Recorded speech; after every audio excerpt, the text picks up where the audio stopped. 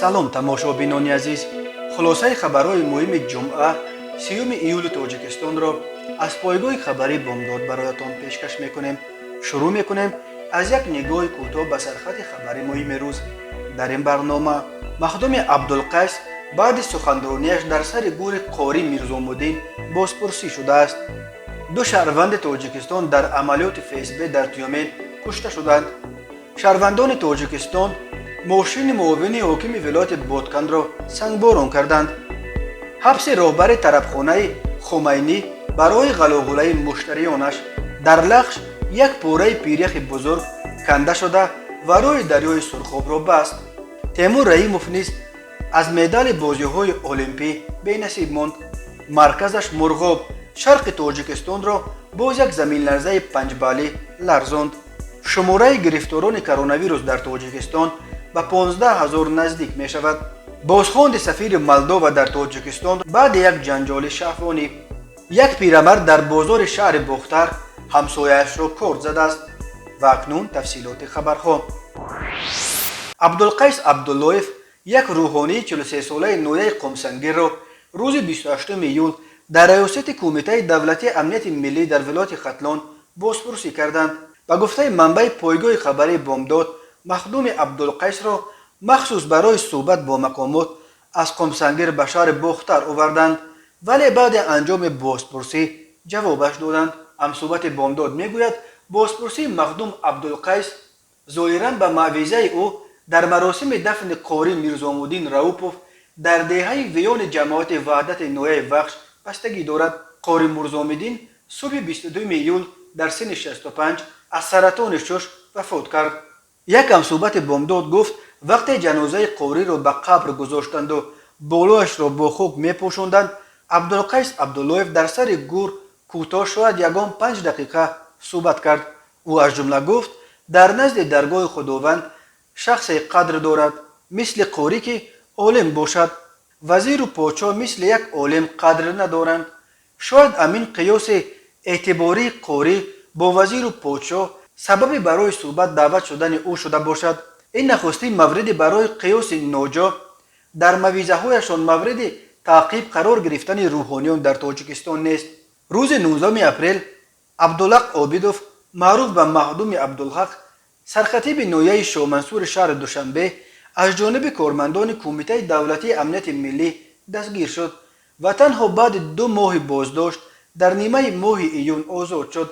мақомоти амниятӣ он вақт гуфта буданд ки махдуми Абдулҳақ ва 5 нафари дигарро ба пайравӣ аз ҷараёни мазҳабӣ дар Тоҷикистон мамнӯъ салафия муттаҳам мешаванд.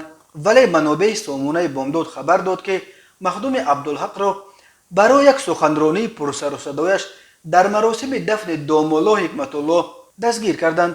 Домулло Ҳикматулло яке аз мӯътабартарин аз рӯҳониёни суннатгарои тоҷик рӯзи 13 апрел дар синни 80 аз олам чашм пӯшид ва рӯзи 14 апрел дар зодгоҳаш дар деҳаи ғилмони нояи Тоҷикобод ба хок супорида шуд. дар маросими дафни ӯ ҳазорон нафар иштирок карданд. ФСБ ва кумитаи тафтишотии Русия хабар доданд ки шаби 28 ба 29 июл дар нояи Тюмен дар як амалиёти вижаи раёсати ФСБи вилояти Тюмен ду марди мусаллаҳ ки қасди анҷоми ҳамла дар қаламрави Тюменро доштанд ва ҳангоми боздошт муқовимат нишон доданд, кушта шуданд. дар робита ба ин ҳодиса бо иттиҳоми суиқасд ба ҷони кормандони мақомоти ҳифзи ҳуқуқ, ғайриқонунӣ нигоҳ доштани силоҳ ва маводи тарканда ва омодагӣ ба ҳамлаи террористӣ парвандаи ҷиноятӣ оғоз карданд. дар видеои фаврии нашр шуда мурдаи 2 марди кушташуда дар майдоне дар дохили ҷангалзор дар миёни алафзор дида мешаванд ва мардони низомипӯш дар он атроф мегарданд. мақомот дар бораи амалиёт ва шахсияти кушташудаҳо маълумоти дигар надоданд, вале нашрияи Коммерсант Урал бо такя ба манобеи худ хабар дод ки ин амалиёт дар наздикии шаҳраки Кулакова сурат гирифта. ҳар 2 марди кушташуда шаҳрвандони Тоҷикистон ки ба гуфтаи ин манобеъ аз ҷониби эмиссари хориҷӣ ҳидоят мешуданд ва узви Доиш буданд. ба гуфтаи манбаи Коммерсант ин 2 нафар вақте кушта шуданд ки барои гирифтани силоҳ аз махфигоҳ дар ҷангал дуруст кардаашон омада буданд. ҳангоми боздошт онҳо гӯё مقاومت نشان دادند و در نتیجه ترکیدن گراناتای دستشان کشته شدند. به گفته منبع کمیرسان از محل عملیات پیستولت، تیر، یک ورقه با متن بیعت به داعش، همچنین جزهای مواد ترکنده و نقشه ساختن بمب خودساخت پیدا کردند. این یک بسته معمول است که مقامات FSB روسیه در پی بازداشت یا از بین بردن هر نفر گمانبر به تروریسم پیدا میکنند. به گفته همصحبت کمیرسان تروریستها قصد داشتند در تیومن در یگان مکان تجمع مردم زیاد حمله تروریستی انجام دهند. سامانه محلی 72 نقطه رو خبر داد که این حمله قرار بود در عید روز شهر تیومن انجام شود، ولی به دلیل بد شدن وضع پاندمی عید تیومن امسال به شکل آنلاین دایر می شود. در سالهای پیش نیز در چند مورد شهروندان تاجیک گمانبر به قصد انجام حمله تروریستی از نام داعش در روسیه از جانب مقامات FSB هنگام بازداشت گویا برای مقاومت نشان دادنشان به شکل مرموز کشته شدند. از جانب منابع دیگر مستقل تصدیق کردن توجیه مقامات در مورد ضرورت از بین بردن گمانبر شوندگان و درستی اتهامات به ضد این نفران کشته شده اعلام گردیده، از جمله در مورد کشته شدگان در عملیات تیومن تقریبا امکان ندارد. شهروندان تاجیکستان شام 29 ایول بعد ساعت 20 ماشین را که در آن معاون نماینده پرزیدنت قرقیزستان در ولایت بادکند همراه رئیس دهه اقصای سفر داشت سنگباران کردند. در خدمات مطبوعات ریاست کارهای داخلی این ولایت به خبرگزاری قرقیزی خبر گفتند که شهروندان تاجیکستان ماشین رئیس دهه اقصای را سنگباران کردند. معاون رئیس ولایت بادکند نیز در داخل این ماشین بود. این حمله در شعبه میلیسیای نویه با اسفره تاجیکستان هم مرز بادکند همچون اوباشی ثبت شده است. در پی این حادثه مذاکرات رهبران میلیسیای ولایت بادکند و شهر اسفره دایر شد. نتیجه این شد که جانب تاجیکستان ضرر رسانیده شده را برقرار میکند. گفته میشود در اطلاعیه میلیسیای ولایت بادکند جانب تاجیکستان این قضیه را شرح نداده است. با گذشت قریب 30 سال از سقوط اتحاد شوروی از 970 کیلومتر مرز مستقیم بین تاجیکستان و قرقیزستان تا امروز تنها چیز بیشتر از 500 کیلومترش پورا تعیین و علامت گذاری شده است. در قطعه های بحثی مرز اساساً در مرز بین اسفره و باباجان غفوروف با نویه بادکند و لیلک قرقیزستان هر سر چند وقت بر سر آب و زمین و راه و چراگاه بین ساکنان دو طرف مرز و مرزبانها مناقشه ها سر میزنند. خونین‌ترین مناقشه در مرز این دو کشور در پایان ماه اپریل سال جاری رخ داد که از هر دو طرف 55 کشته و حدود 240 زخمی به جا گذاشت. پرزیدنت قرقیزستان صادر جباروف ماه ایون به دوشنبه آمد، ولی با وجود 7 ساعت مذاکرات پشت درهای بسته او و همتای تاجیکش امامعلی رحمان در مسئله مرز به توافق رسیدن نتوانستند. اخیراً خبر آمد که گروه‌های کاری دو کشور توانستند بر سر تعیین و علامتگذاری 40 کیلومتر مرز به توافق برسند، ولی در مورد این قسمت‌های مرز سازشنامه‌های نهایی بین دولتی هنوز امضا و تصویب نشده است. روز 28 ایول سال 2021 تخمینه ساعت 13:30 بر اثر بالا رفتن حرارت هوا از کوههای سوگت نویه لخش یخپاره از بدن یک پیریخ عظیم این منطقه کنده شد. این یخپاره همراه با توده های برف جریان رودخانه توگت را بست. آبی که از دریا به ساحل بالا شد 250 کیلومتر روی ماشینگرد وحدت لخش قرقیزستان را زیر آب کرد و قسما جریان دریای سرخاب را نیز بست. حال و حرکت ماشین ها در راههای نامبرده از سر گرفته شده است. سطح آب در دریای سرخاب مشاهده می شود. این آفت تلفات جانی و ویرانی ها نداشت. ظرف 30 سال اخیر در قلمرو تاجیکستان نزدیک به 1000 پیریخ آب شده است و تحلیلگران میگویند همکنون سیرک پیریخ‌های کشور در حال نابود شدن می باشند. آب شدن کلانترین و بزرگترین پیریخ فیچنگ در تاجیکستان که 72 کیلومتر طول دارد تصدیق روشنی امین حالت است. ظرف 70-80 سال اخیر پیریخ فیچنگ بیشتر از 1 کیلومتر آب شده است و میدان آن 44 کیلومتر مربع کاهش یافته است. غیر از این حجم آن 15 کیلومتر مکعب کم شده است. به معنی دیگر این پیریخ امساله تا 16 متر کم می شود. سفیر مولدووا در روسیه، تاجیکستان و قزاقستان و قرقیزستان ولادیمیر گلاواتیوک به کشینیوف بازخوان شده است. خود دیپلمات و وکیل سابق پارلمان از حزب سوسیالیست میگوید که به رخصتی برآمده است، ولی پایگاه خبری دشت امده خبر داد که در اصل گلاواتیوک به سبب دست داشتن در یک جنجال شعبانی در بنای سفارت در مسکو فرا خواندند. بنا به اطلاع نشریه، گلاواتیوک یک زن را که در سفارت کار میکرد به منزل خودش در قبت بالای اجره کاریش دعوت کرده در نزد او تن اوریون ظاهر شده است و کوشش کرده است که آن زن را به آغوش بکشد. او به زن گفته است که وی را آرام کند، ولی زن خود را از آغوش سفیر خلاص کرده میگریزد و به پلیس مسکو و مقامات مولدووا رسما از بدرفتاری گلاواتیوک شکایت میکند.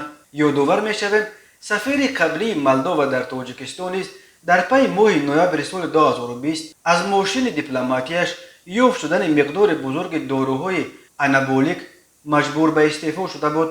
ظاهرا کریر سفیر گلاواتیوک نیز با همین به پایان رسید. ریاست وزارت کارهای داخلی دوشنبه خبر داد که در اساس مراجعت یک ساکن پایتخت صاحب نظر علیف، رهبر طربخانه خمینی در محله گپرزین در جنوب پایتخت تاجیکستان را با جرم ویران کردن طلبات شهرداری به جوابگری کشانیدند. صاحب نظر علیف با قرار دادگاه به 5 شبانه روز حبس مأموری محکوم شده است.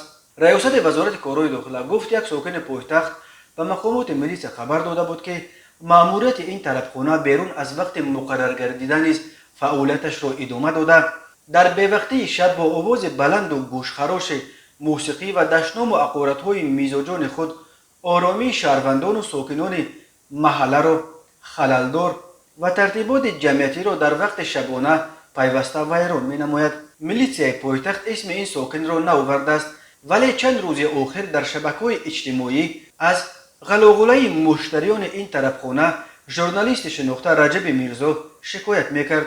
او نوشته بود که در حالی که شهرداری دوشنبه بعد ساعت 23 فعالیت کردن طربخانه ها را منع کرده است، این طربخانه واقع در گپرزین بعد 24 و گاه ساعت‌های 1 و 2 شب هم باز است و داد و وای میزاجانش مردم را نمیگذارد که آرام خواب روند.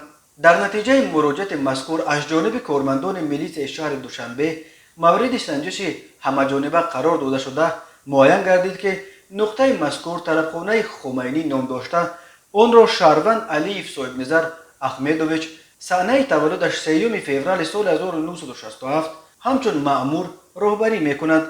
ضمن سنجش در حجتگزاری و فعالیت طربخانه مذکور یک قطار نارسایی و کمبودی ها آشکار گردیده جهت برطرف نمودن کمبودی های مذکور و موافقت نمودن فعالیت طربخانه به طلبات شهرداری یک قطار دستور و سپارشات داده شد. اما مأموریت طربخانه علیف صاحب نظر کمبودی های جای داشته را برطرف و رسمیت جاری را به تنظیم ندرآورده باز فعالیتش را ادامه داده است. گفته می شود در اطلاعیه ریاست وزارت کارهای داخلی دوشنبه به این دلیل مقامات این دفعه تنها با هشدار اکتفا نکرده نسبت به شهروند علیف صاحب نظر برای ویران نمودن ترتیبات جمعیتی و اجرا نکردن طلبات قانونی کارمندان میلیسیا جهت به تنظیم دراری فعالیت طربخانه از روی طلبات قانونگذاری پروتکل حقوق ویرانکنی مأموری ترتیب داده و با قرار سود نسبتش حبس مأموری به مهلت 5 شبانه روز تطبیق کرده شده است. صبح بر وقت 30 ایول ساعت 4:09 به وقت محلی یک زمین لرزه شدتش طبق جدول ریختر 5 بال شرق تاجیکستان را تکان داد.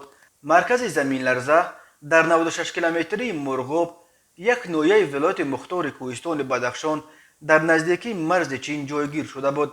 درباره کدام خسارات مالی یا جانی بر اثر این آفت طبیعی هنوز گزارش نشده است. تاجیکستان در یکی از منطقه های از لحاظ زمین جنبی ها خطرناک قاره آسیا جایگیر شده است. روز 2 ایول بر اثر یک زمین لرزه قریب 6 بال در ناحیه تاجیک‌آباد 5 نفر از جمله 4 کودک به هلاکت رسیده بیش از 200 خانه در تاجیک‌آباد و رشت پررأی و قسماً ویران شد. وزارت تندرستی تاجیکستان شام 29 ایول خبر داد که در یک شبانه روز آخر در جمهوری 84 حالت نو گرفتاری شهروندان به کرونا ویروس ثبت شده است. یک روز قبل نیز در تاجیکستان 84 مورد سرایت به کرونا ویروس ثبت شده بود. این همگی 4 مورد کمتر از 88 حالت رکوردی است که در تاجیکستان روز 27 ایول ثبت شد و بلندترین نشان دهنده در سال 2021 به شمار می رود. وزارت تندرستی همچنین خبر داد که در شبانه روز گذشته 76 گرفتاران کرونا ویروس پس از معالجه شفا یافته، باز یک نفر متاسفانه وفات کرده است. این شماره ففتیدگان تنها در ماه ایول به 31 نفر از اول پاندمی می رساند. به این ترتیب ماه ایول سال 2021 از نگاه مرگ و میر از کرونا ویروس پرقربانی ترین ماه برای تاجیکستان از زمان شروع پاندمی دانسته می شود. در عموم بر اساس آمار رسمی وزارت تا شام 29 ایول در تاجیکستان 14929 مورد گرفتاری به کرونا ویروس نوع کووید 19 به قید گرفته شده. از این شمار تا شام 29 ایول 14389 نفر از شماره عمومی سرایت شدگان شفا یافته ولی 121 نفر فوتیدند. اگر صورت پنجشنبه کرونا ویروس مثل روزهای اول این هفته باقی میماند، به احتمال غالب تا شام 30 ایول شماره عمومی سرایت شدگان میتواند مرز 15000 را عبور کند. طبق این آمار رسمی حال در تاجیکستان چه در شرایط خانه و چه در بیمارستان در عموم 421 نفر به کرونا ویروس سرایت شده تحت طبابت قرار دارند. روز 30 ایول گشتنگیر چهارم و آخرین дзودو از تیم المپی تاجیکستان تیمور رحیموف نیز در بازی‌های المپی توکیو 2020 شکست خورد و از حق ادامه مبارزه برای مدال‌های المپی محروم شد. تیمور رحیموف در وزن 100 کیلوگرم در اول بر نماینده کوبا اندی گراند غلبه کرد ولی در دوره اشچک فینال از ورزشگر گرجستان گورام توششویلی مغلوب شد. همین طریق همه 4 дзودوچی تاجیک سامول محمدبیگوف، اکمل مرادوف، کامرانشاه استوپیریان و تیمور رحیموف از مدال‌های بازی‌های المپی توکیو بی نصیب ماندند. دو مشزن تاجیک شهباز نکمت‌اللهیف و سیاوش ظهوروف نیز در المپیادای توکیو از حریفانش شکست خورده از حق ادامه رقابت‌ها محروم گردیدند. از بین مشزن‌های تاجیک تنها بهادر عثمانوف مسابقه را ادامه می‌دهد. او روز 25 ایول در وزن 63 کیلوگرم در دور اول بر نماینده دومینیکانا لیانل سانتوس نوننز با حساب 4-1 غلبه کرد و روز 31 ایول در دور 1/8 فینال با النور عبدالرحیموف یک مشزن قزاق که از ازبکستان نمایندگی میکند وارد رقابت خواهد شد. روز 30 ایول باز دو عضو تیم المپی تاجیکستان اناستاسیا تیورینا و عالمجان ایشانوف در مسابقه شناوری به مسافه 50 متر طرز آزاد در دور انتخابی به رقابت میپردازند. در ورزش سبک الدار احمدیف روز 31 ایول در دو به مسافه 100 متر در دور انتخابی شرکت مینماید. یک مرد 50 ساله ساکن شهر بوختر به مقامات ملیت خبر داده است که صبح 29 ایول تخمینا ساعت 9:03 در بازار فراوان این شهر همسایه 66 سالش با او مناقشه کرده با کارد در دستش بوده یک مرتبه به شکمش زده است. در نتیجه جبر دیده جراحت وزنی جسمانی برداشته در بیمارخانه بستری گردیده است. درباره سبب مناقشه خونین بین این دو همسایه سالخورده که در درون بازار در بین مردم صورت گرفته است، وزارت کارهای داخله در خبرش چیزی نگفته است. یک مرد 29 ساله ساکن ناحیه شامنصور یک جوان 24 ساله ساکن امین ناحیه را به آن عیبدار کرده است که این جوان ماه نوامبر سال 2019 در کوچه عینی 28 با راه فریب به باوریش در آمده از او 16800 دلار گرفته وعده داده است که از خارج کشور برایش ماشین تمغه اودی 8 آورده می دهد، اما تا حال او را فریب داده نه ماشین آورده است و نه پولش را برمیگرداند. تماشابینان عزیز و گرامی، این بود مرور به خلاصه چند خبر مهم امروز تاجیکستان. خبر و گزارش های بیشتر از تاجیکستان و درباره تاجیکستان و اطراف آن را در سامانه پایگاه خبری بامداد پیگیری نمایید. www.bomdad.com. خوش باشید.